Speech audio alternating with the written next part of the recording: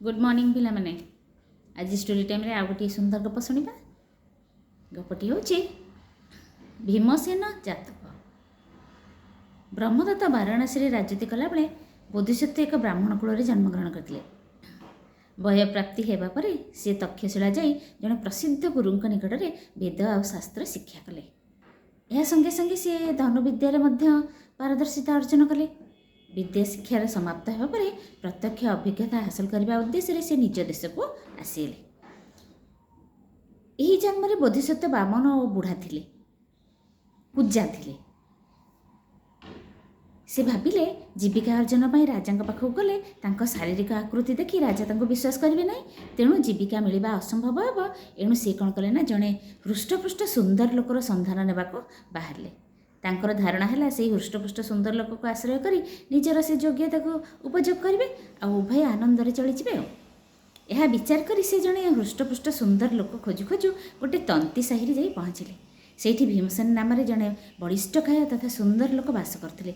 ताकू डाकी कहले, देख तुमर रूप और स्वास्थ्य देखिले तुमको एक वीर पुरुष बोली समस्ते मन करेंगे। तुम्हें लुगा बुणी बहु कष्ट चलुच आ मो संगे राजा पाखक चल, तुम्हें निजको वीर योद्धा बोली परिचय देव। राजा तुमको देखी तुम कथार विश्वास करेंगे आ तुमको सेठी नियुक्ति देवे। यापर मु तुम संगे रही साहाय्य करी, आमे उभय आनंद चलवा। मो धनुर्विद्यार पारंगम आ मो परामर्श अनुसार काम कले कौन असुविधा हेब नाही। बोधिसत्व कथा राजी हुए भीमसेन सांगे वाराणसी गला। आगरे आगरे चलुला बोधिसत्व तार चाकर रूप में धनुषर धरी पछरे पछरे चलते। से नगर पहुँची प्रहरी हाथ में राजा सांगे साक्षात करने प्रार्थना जनइले। राजा भीमसेन को आगमनर उद्देश्य पचारे। आ भीमसेन बोधिसत्व उपदेश मुताबक कहला, महाबा मु जड़े धनुर्धर वीर, समग्र देश में मो परी वीर नहांती। मु आपण अधीन कार्य करने को इच्छा करे। केते वेतन नेब? राजा प्रश्न कले।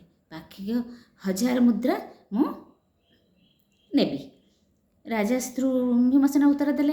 राजा तार हृष्टपुष्ट शरीर देखी ता कथा पर विश्वास करगले आ कहले, मु तुमको निश्चय नियुक्ति देली। यापर राजा भीमसेन सांगे थिबा से कौन कले, खर्बकाय व्यक्तिर परिचय मागिले। भीमसेन से बोधिसत्व कहवा अनुसार तांको निजर चाकर बोली परिचय देला। राजा बोधिसत्व भीमसेन सांगे रहिबाको अनुमति देले।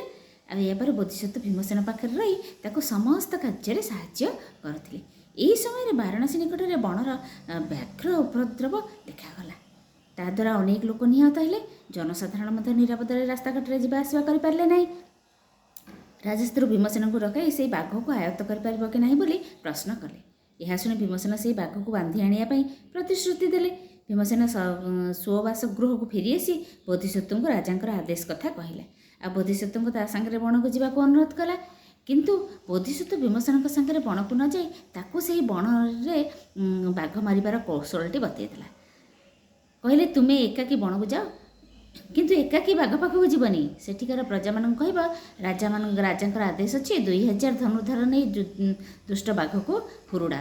से माने कोलाहल कर बाघ गुफा को घेरी गले। आ बाघ निज स्थान बाहरी आसो से बणर एक निरापद स्थान में तुम्हें शोईज आ घेरी रही ग्रामवासी माने वीर साहाय्य कौन करेंगे ना तीर आणिकी से माने कौन करेंगे बाघ को मारी पकेबे। बाघ निश्चित भाव में मरी जाइथिबो खबर पाइले तुम्हें खंडे कौन कर ना लई नहीं करी से बाघ पाखरे हाजर हेब। आ सेठू कहब राजा आदेश थिला जीवन में न मारिबा को ताको एक बलद परी कौन करबा ना लईरे बांधी घोषाड़ी घोषाड़ी नहीं राजा पाखरे हाजर करबा को। सेथिबाई मु गोटे लई आनिया जाइथिली, किंतु मो आसबा आगरु किए ताको जीवन में मारी देछि ए कथा राजा जानले असंतुष्ट हेबे। आ किए मारिछि कहले मु राजा को से कथा जणाइबी, सी दंड पाइब। तुम मुहर एक कथा शुणी लोके भय पाइबे आ से माने तुमको अर्थ दे संतुष्ट करेंगे।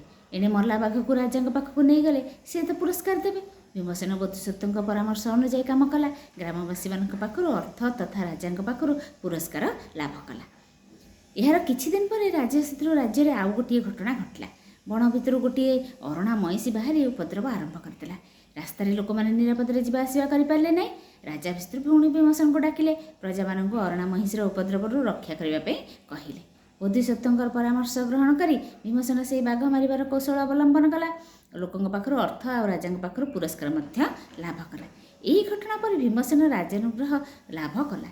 କର୍ମଚାରୀମାନେ ତାକୁ ସମ୍ମାନ ଦେବାକୁ ଲାଗିଲେ। ରାଜାନୁଗ୍ରହ ଲାଭ କରିବା ପରେ ଭୀମସେନଙ୍କର କ'ଣ ହେଲା ନା ଗର୍ବ ବଢ଼ିଗଲା। ସେ ଏଥର ବୋଧିସତ୍ତ୍ୱଙ୍କୁ ଅବଜ୍ଞା କରିବାକୁ ଲାଗିଲା। ଆଉ ଶୁଣାଇ କହିଲା, ତୁମେ କିମ୍ବା ତୁମର ପରାମର୍ଶ ମୋର ଆଉ ଆବଶ୍ୟକ ନାହିଁ, ମୁଁ ନିଜେ ସବୁ ଏଥର କରିଦେବି। ବୋଧିସତ୍ତ୍ୱ ଭୀମସେନଙ୍କର ଗର୍ବ ଜାଣିଲେ। ଆଉ ସେଥିରୁ ସେ କ'ଣ କଲେ ନା ନୀରବ ରହିଲେ, କିଛି ଆଉ କହିଲେ ନାହିଁ। ଅଳ୍ପ କିଛି ଦିନ ପରେ ଜଣେ ରାଜା ସୈନ୍ୟ ସମ୍ବନ୍ଧ ନେଇ ବାରାଣସୀର ଅବରୋଧରେ ଆସିଗଲେ। ସେ ସେଥିରୁ ବାରାଣସୀ ରାଜାଙ୍କ ନିକଟକୁ ଖବର ପଠାଇଲେ, ଶୀଘ୍ର ଆସି ଆମ ପାଖରେ ଶରଣ ପଶ, ନତୁବା ତୁମ କ'ଣ ଯୁଦ୍ଧ ହେବ। ରାଜା ଭୀମସେନଙ୍କୁ ଯୁଦ୍ଧ କରିବାକୁ ଆଦେଶ ଦେଲେ। ଭୀମସେନ ଯୁଦ୍ଧ ପୋଷାକ ପିନ୍ଧି ବାଧ୍ୟ ହୋଇ ହାତୀ ଉପରେ ବସି ସେଥିରୁ ଯୁଦ୍ଧକ୍ଷେତ୍ରକୁ ବାହାରିଲା। ବୋଧିସତ୍ତ୍ୱ ଜାଣିପାରିଲେ ଏଥର ଭୀମସେନ ଯୁଦ୍ଧକ୍ଷେତ୍ରରେ ଜୟଲାଭ କରି ଅକ୍ଷତ ଶରୀରରେ ଫେରି ଆସିପାରିବ ନାହିଁ। ତେଣୁ ତାକୁ ଦୟାକରି ସେ ନିଜ ମଧ୍ୟ ଯୁଦ୍ଧ ପୋଷାକ ପିନ୍ଧିଲେ ଆଉ ହାତୀ ଉପରେ ବସି ଭୀମସେନଙ୍କ ସାଙ୍ଗରେ ଯୁଦ୍ଧ କ୍ଷେତ୍ରକୁ ଗଲେ। ଯୁଦ୍ଧଭୂଇଁରେ ଶତ୍ରୁ ସୈନ୍ୟଙ୍କୁ ଦେଖି ସମରବାଦ୍ୟ ଶୁଣି ଭୀମସେନଙ୍କର ହାଲୁକ ଶୁଖିଗଲା। ସିଏ ସେଥିରୁ ବରଡ଼ାପତ୍ର ପରି ଥରିବାକୁ ଲାଗିଲେ। ବୋଧିସତ୍ତ୍ୱ କହିଲେ, ସାହସ ବାନ୍ଧିକି ବସ, ନହେଲେ ଥରି ଥରି ସେଥିରୁ କ'ଣ କରିବ ନା ତଳକୁ ତୁମେ ଗଳି ପଡ଼ିବ। ଅବଶେଷରେ ହାତୀ ପାଦରେ କ'ଣ କରିବ ନା ଚକଟି ହେଇକି ତମ ପ୍ରାଣ ଯିବ। ଏହାପରେ ଭୀମସେନଙ୍କୁ ସେ ଦମ୍ଭ କରି ବାନ୍ଧି କ'ଣ କଲେ ଦେଲେ। ଆଉ ତାକୁ କ'ଣ କଲେ ନା ସେଇ ରଜ୍ଜୁଟାକୁ ନିଜେ ଧରିଲେ। ତଥାପି ଭୀମସେନଙ୍କର ଭୟ ଗଲା ନାହିଁ, ଆହୁରି ଥରିଲା। ବୋଧିସତ୍ତ୍ୱ ପ୍ରଶ୍ନ କଲେ, କିଏ ଭୀମସେନ, ତୁମେ ଏମିତି ସବୁ କାମ ନିଜ ହାତରେ କରିବ ବୋଲି କହୁଥିଲ, ଆଉ ଏବେ କ'ଣ ହେଲା? ଭୀମସେନ ସେଥିରୁ ନିରୁତ୍ତର। ବୋଧିସତ୍ତ୍ୱ ତାଙ୍କୁ ସାନ୍ତ୍ୱନା ଦେଇ କହିଲେ, ମୁଁ ତୁମକୁ ରକ୍ଷା କରିବି, ତୁମେ ଏଥର ସ୍ଥିର ହୁଅ। ଏହାପରେ ବୋଧିସତ୍ତ୍ୱ ଭୀମସେନଙ୍କୁ ହାତୀ ଉପରୁ ଓହ୍ଲାଇ ଦେଇ ଘରକୁ ପଠାଇଦେଲେ। ବୋଧିସତ୍ତ୍ୱ ଏକାକୀ ହାତୀ ଉପରେ ବସି ଯୁଦ୍ଧ ଚାଳନା କଲେ। ଆଉ ଶତ୍ରୁ କ'ଣ କଲେ, ଗୃହଭେଦ କରି ଶତ୍ରୁ ରାଜାଙ୍କୁ ବନ୍ଦୀ କରି ବାରାଣସୀଙ୍କ ରାଜାଙ୍କ ଆଗରେ ଆଣିକରି ହାଜର କରାଇଦେଲେ। ଏହାପରେ ରାଜା ବୋଧିସତ୍ତ୍ୱଙ୍କର ବୀରତ୍ୱ ଚିହ୍ନି ତାଙ୍କୁ ପ୍ରଶଂସା କଲେ। ଆଉ ପୁରସ୍କାର ସ୍ୱରୂପ ଯଥେଷ୍ଟ ଧନ ସମ୍ପଦ ଅର୍ପଣ କଲେ। ସେ ଭୀମସେନଙ୍କୁ ମଧ୍ୟ ଅର୍ଥଦାନ କରି ନିଜ ଦେଶକୁ ପଠାଇଦେଲେ। ବୋଧିସତ୍ତ୍ୱଙ୍କ ଯଶ ପୌରୁଷ ସାରା ଭାରତରେ ବ୍ୟାପିଗଲା। ସେ ଯେଉଁ ଅର୍ଥ ଲାଭ କରିଥିଲେ ତାହାକୁ ଦାନ ଆଉ ପୁଣ୍ୟ କାର୍ଯ୍ୟରେ ବିନିଯୋଗ କରିଥିଲେ। ମୃତ୍ୟୁ ପରେ ସେ ମୋକ୍ଷ ଗତି ପ୍ରାପ୍ତ ହେଲେ। ସୁନ୍ଦର ଗପଟିଏ ପିଲାମାନେ ଶୁଣିବ, ଲାଇକ୍ ସେୟାର ସବସ୍କ୍ରାଇବ୍ କରିବ। ଥ୍ୟାଙ୍କ ୟୁ ପିଲାମାନେ।